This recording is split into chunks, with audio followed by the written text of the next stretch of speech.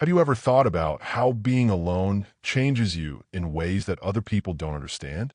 Strange habits, times of deep self-awareness, and the silence. It's not just being alone. Carl Jung, one of the most famous thinkers of all time, said that living alone makes you face your deepest fears. There are scary, enlightening, and eventually life-changing things that can happen in that space. It's not enough to just have your own room when you live alone. It's an experiment in psychology. Carl Jung, who came up with the idea of depth psychology, thought that being alone is where the soul does its most important job. We meet our true selves, our hidden fears, our unfulfilled wants, and even parts of ourselves that we've ignored or pushed down when we're not around other people. This process was known to Jung as individuation, which means the journey toward wholeness. And it's something that many people who live alone feel in ways that other people may never understand. Living alone makes you face facts about people that few people ever face, like being able to talk to yourself without feeling bad about it, finding strange coincidences, or fighting the dark parts of your mind. Through Carl Jung's wise words, we'll look at the hidden psychological aspects of living alone in this movie. We'll talk about shadow work and coincidence to show you why being alone isn't just being lonely. It's a way to master yourself. Don't leave yet. You might change your mind about your single life by the end. At the heart of Carl Jung's theory of psychology is the idea of individuation. Integrating the aware and unconscious parts of the mind over the course of a person's life is what makes them a whole, real person. Individualization is not the same as superficial self-improvement in that it does not involve making a perfect form of oneself to show the world. Instead, it's a journey inside yourself to find out who you really are beyond social norms, inherited beliefs, and even your own lies to yourself. Jung thought that this was the point of life, not just to live, but to become. There are many ways for this change to happen, but being alone is a key factor. If other people aren't always there to support you, the noise of outward validation goes away, leaving you with your true, unfiltered self, which is much more confronting. This is where the shadow self shows up. The shadow is one of Jung's most interesting and unsettling ideas. It's everything we reject, push down, or think is wrong with us, like our hidden anger, desires, insecurities, and even strengths that we haven't used yet. When we're with other people, we naturally hide these parts of ourselves to fit in with social rules and keep up a good front. But when you live by yourself, you can't ignore the shadow. It shows up in strange ways like sudden outbursts of feeling, recurring dreams, or even strange, hard-to-explain urges that happen when no one is looking. Jung thought that the only way to really grow is to accept and work with your evil sides, not push them down. Then, being alone becomes a holy place for this reckoning, a secret place where you can finally face what you've been avoiding all your life. Loneliness does not come from having no people around you, but from being unable to communicate the things that seem important to you, were famous words by Carl Jung. They show the paradox at the heart of living alone. You could be with other people and still feel very alone if you don't talk about your feelings. On the other hand, silence can be very meaningful if it lets you have an honest conversation with yourself. For those who live alone, these questions are not only intellectual, but also very useful. They make you think about, who am I when no one is looking? What do I truly value when no one's there to judge? Your choices affect everything from the things you do every day to the people you care about the most. Still, this process isn't always easy. Being alone can be like looking at yourself in the mirror when you don't have anything else to do. That's why so many people try to avoid it by making their lives noisy, background TV, talking too much, or anything else that keeps them from being alone in the quiet where the shadow lives. But Jung would say that avoiding things costs something. Our inner darkness doesn't go away just because we don't deal with it. It influences us from the shadows and shows up as self-harm, mood swings we can't explain, or putting our problems on other people. By its very nature, living alone takes away the easy ways to get away. It asks you to sit with yourself the way you are, not the way you wish you were. In that raw, unprocessed room, something amazing takes place. You start to take back the parts of yourself that you have given up. This is the magic of becoming your own person. You don't just heal old wounds when you face your shadow. You also find creativity, strength, and a greater sense of purpose. Jung thought this was the way to psychic wholeness, a place where the broken self comes together, but it takes courage to get there. Most people never try because they'd rather be safe by following the rules. People who live alone, on the other hand, often run into it by accident. They do deep self-reflection that's hard to do when living with other people. They do it by writing in a notebook, making art, or just being still and observing their own thoughts.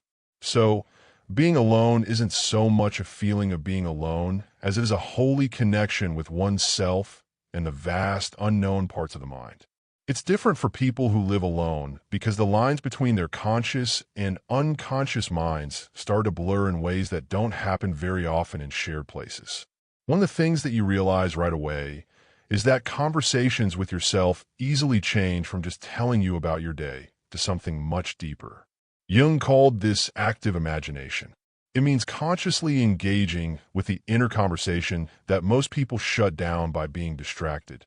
When you live alone, you can't help but have these inner conversations. While doing the dishes, you might find yourself discussing both sides of a problem out loud, or suddenly getting a long-held grudge very clearly. You're not just talking to yourself. This is your mind's way of handling what most of the time gets lost in everyday life. This difference is what makes the difference between being lonely and being productively alone. People who are lonely want to be accepted by others. But productive solitude creates an inner richness where you are both the student and the teacher in a constant dialogue of self-discovery. When we think about ourselves without stopping, we can't help but meet what Jung called the shadow, which is where all the traits, desires, and emotions we've tried to hide are kept. When other people's expectations aren't there, these repressed parts come out with a shocking intensity. You could wake up in a strangely bad mood for no reason, or you might become interested in a hobby that doesn't seem like a good fit for you. An otherwise responsible person might watch an entire series in one sitting. Someone who likes to talk to people might enjoy days when they don't have to. These things aren't happening by chance. The shadow is making its presence known.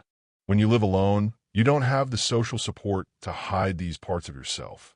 This forces you to face the parts of yourself you've been avoiding. The shade doesn't show up to bother you. It does so because you need to integrate in order to be whole. People who have habits that seem disruptive can often be very creative and full of energy if you choose to work with them instead of pushing them down. Again, one of the most liberating aspects of solo living is the total freedom from the persona, the social mask we wear to navigate the world. At home, you don't have to do anything. No one will judge you if you dance badly to bad music, eat strange mixes of foods, or stay in your pajamas all weekend. This may seem like a small thing, but Jung knew how important being real could be. When you let go of the character, you're not just relaxing, you're learning to accept yourself. It's not just funny when your quirks and habits show up in private. They're signs of who you really are. Over time, this raw self-expression starts to seep out into your social life, giving you a more real way of interacting with others. But this freedom also has some strange parts.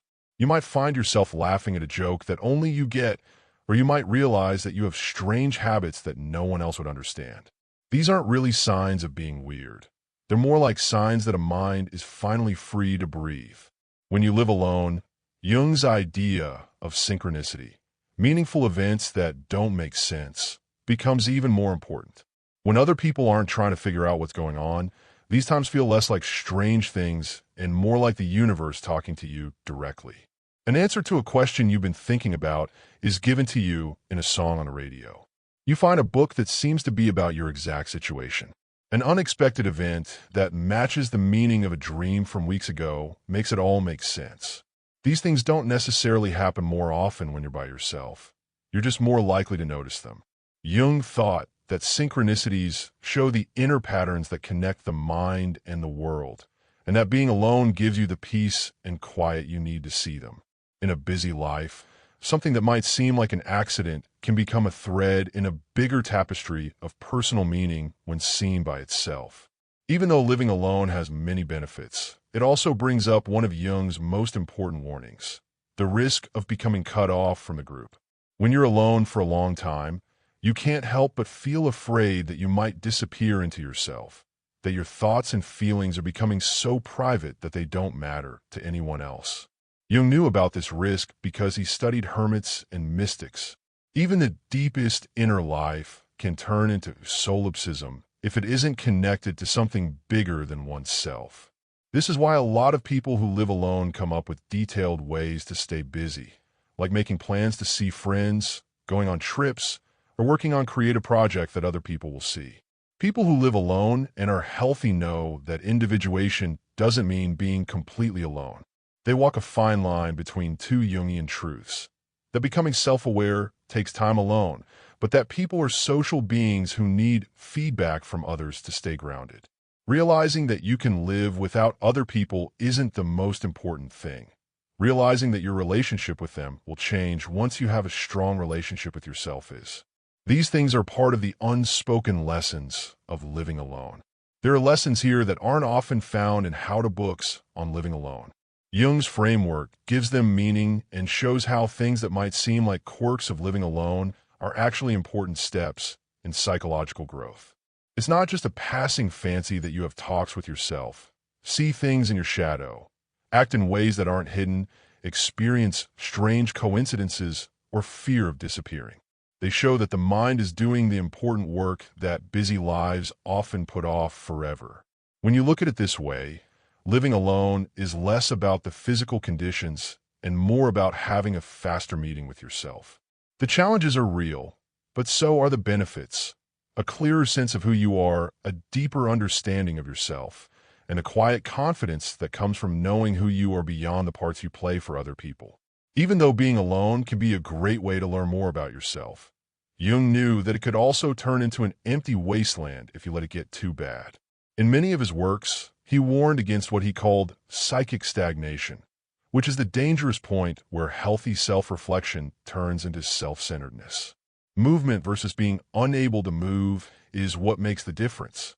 When you face your problems alone, you grow. But when you're alone, you get stuck in a loop of ruminating that never ends. Jung saw this in patients who had shut themselves off from the difficulties of life. Their rich inner worlds had turned into echo chambers that made their fears stronger instead of fading them. He said that the mind needs both inner work and interaction with the outside world to stay balanced.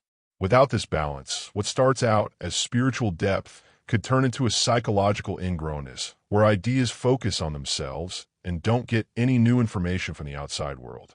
There are a few clear signs that someone is too alone for their own good.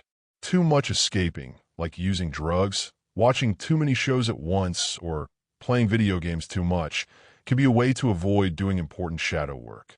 In the same way, neglecting basic things like hygiene, nutrition, or keeping your living space clean is often a sign of a deeper withdrawal from the responsibilities of embodied life. More quietly, you may notice that your thought patterns are becoming more rigid, with the same worries going over and over in your mind without any progress.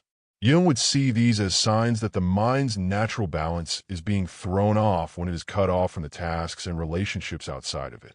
The mind can lose its ability to fix itself.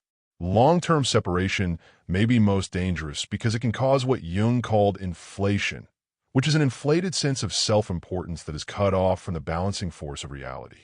The person who is alone runs the risk of turning into a tree whose roots grow inward and finally choke its own trunk.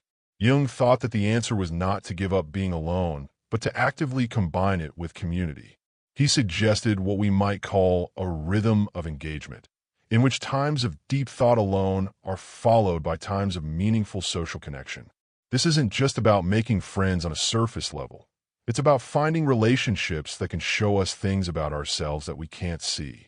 This idea that we need other people to help us see our blind spots is at the heart of Jungian therapy. As an example of practical integration, you could join a discussion group that challenges your ideas, do volunteer work that puts you in touch with people from different social classes, or even keep up a creative practice that forces you to show your work to other people. To keep your inner world from becoming lifeless, you need to find relationships that serve as mental correctives. This balance was shown in Jung's own life. Even though he liked being alone at Ballingen Tower, he kept up with letters, saw patients for psychoanalysis, and joined educational groups. He went back and forth between being alone and being involved so that his ideas could be tried against reality and so that they didn't become too isolated. For modern people who live alone, getting into similar rhythms could mean setting up regular reality checks with trusted friends who can give honest feedback, or making sure that periods of being alone are temporary and purposeful instead of default and endless. If you want to live a healthy life, you should see solitude as a tool for personal growth that you must finally bring into the world with other people. Jung's view on the challenge of solitude is not to avoid being alone at all costs, but to learn how to tell when your time alone is no longer effective and has turned into something less useful. To do this, you need to be honest with yourself.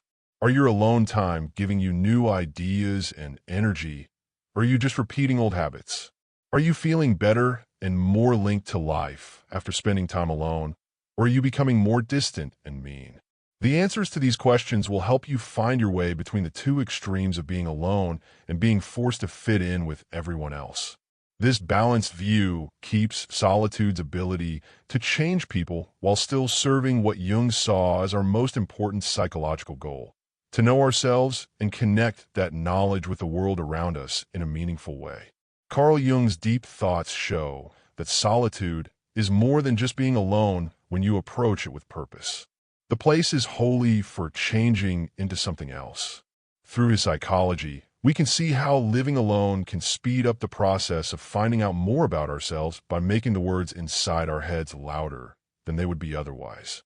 Shadow work, revealing one's true self, and synchronistic events that happen out of the blue are not just strange things that happen when you live alone. They're important steps in the process of becoming an individual. Jung reminds us that true self-awareness isn't found in the crowd's reflection, but in the quiet times where we confront our unfiltered being. This is how alone time can change things. When it happens, it can turn being alone into a rare chance to build a real bond with oneself. If you live alone right now, don't see it as a temporary situation. Instead, see it as a gift that many people never get to experience in their whole lives. In today's world of constant connectivity, this kind of focused self-reflection is becoming more and more rare and valuable. The things you learn when you're alone stay with you forever and change how you interact with others, make choices, and move through life, even after you move or change where you live. Don't rush to fill the empty space. Instead, stay still for a while longer. Take note of what comes out when you stop running away from yourself. You might be surprised by how much clarity, creativity, and self-knowledge are waiting for you when you let down your guard. As we come to the end of this discussion, I'd love to hear about what you've learned about living alone. What has being alone taught you that you might not have known any other way? You may have had a sudden realization of how self-aware you are, picked up an unplanned habit that shows who you really are, or had a synchronistic event that made you feel like the world was talking to you directly. Tell us about your most important solo living lesson in the comments. Your story could help other people on their own paths to self-discovery. Here are some timeless words by Jung that perfectly describe this process of change. Who looks outside dreams. Who looks inside awakens. May your time alone not be an escape from the world, but a deeper awakening to yourself and all that life has to offer through that self-knowledge.